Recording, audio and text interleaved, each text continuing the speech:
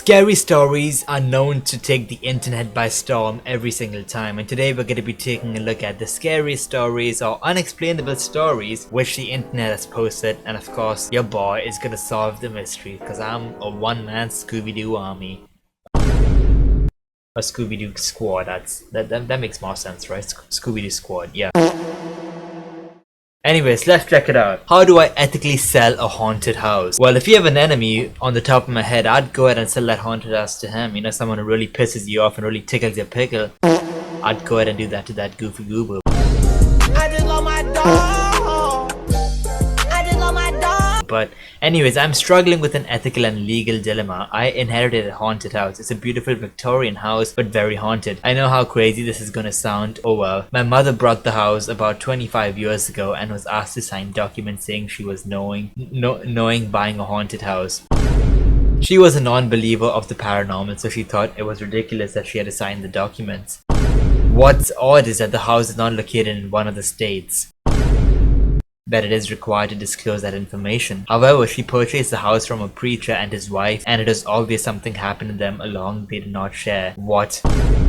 I was in my early 20s and I asked her neighbors about the ghost issues and everyone had stories. The house has a dark history and it sounds like every other person who had ever lived there has left running or worse. Still, my mom thought it was nonsense, but over the years she became a believer.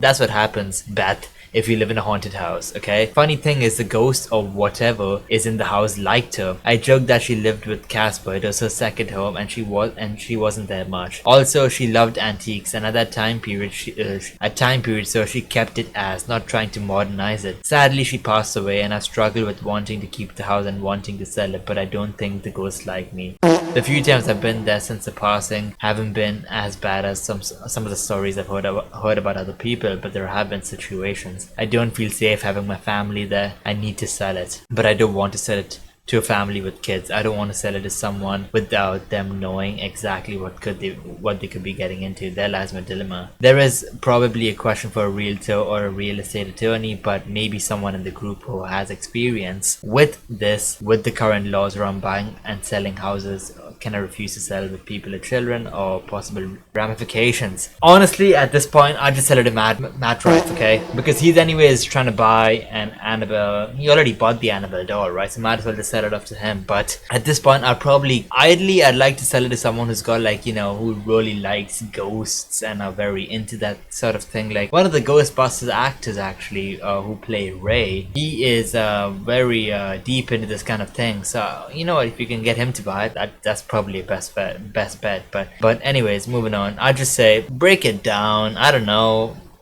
Unknown figure on construction line. Where is it? Oh, is it that? Oh, that makes sense. I don't know, could it not just be someone working there? I don't know. I work for a company supplying interior products to contrast projects. We are currently working with a project manager on the refurbishment of a bar. The site manager and his team are working long hours to achieve the handover deadline. Over the weekend, the site manager took some photos of the progress before he went home. Look at the photos today on his laptop. He was pretty freaked out to see a hooded figure in the room being worked on. On the left of the picture, he was alone in the building at the time. Didn't see the figure until he looked at the photo. The problem is now that two of the contractors have seen the picture and are refusing to go into the building. The building is on the side of a Victorian jail, long demolished. The figure looks like an executioner or something. Surely not, you know, like it just looks like a random Donnie. Like, can't it just be like a person just smoking a joint or something in like in an abandoned space? That makes the most amount of sense in my opinion. Or it could even be like kids, you know, like not kids, but like a kid. Because kids tend to go in abandoned places and you know, like smoke pot and do all that nonsense. But that could potentially be a thing, you know. I don't think it's like a paranormal thing. I think it's just someone out there. Phantom doorbell and knocking.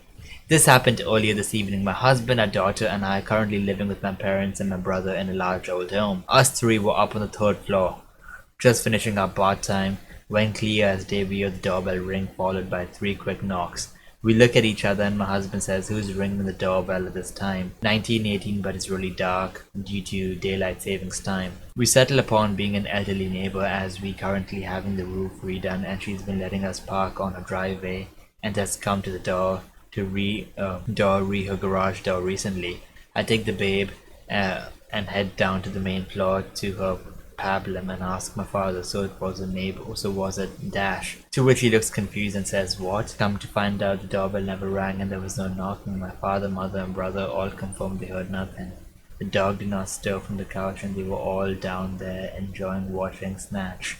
I wonder what it could mean or what it could have been. Any ideas? My husband won't speak about it. Could it not be like a bird? Could it not be the wind? I don't know, like... Could be so many different things. Could it not be people ding-dong ditching? I don't know.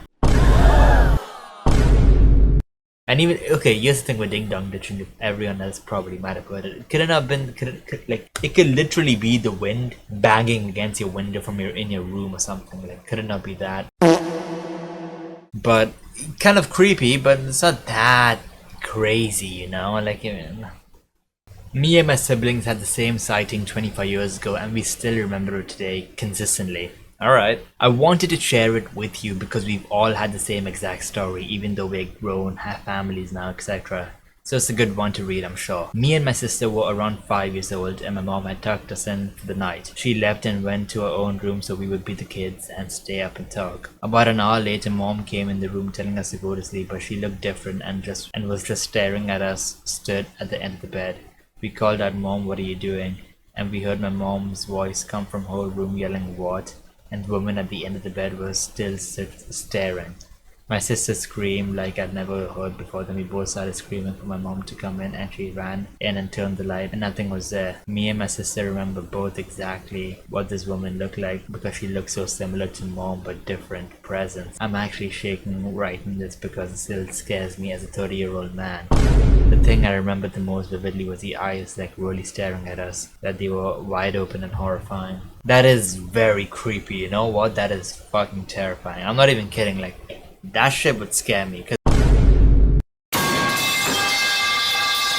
I get it, man. I get it. Like, this is scary. Like, this, I would say, like, I don't know if it's actually a real thing, but the fact that you and your sister both saw it, that's a scary part. Because otherwise it could be a hallucination or something like that, but... I just love my dog.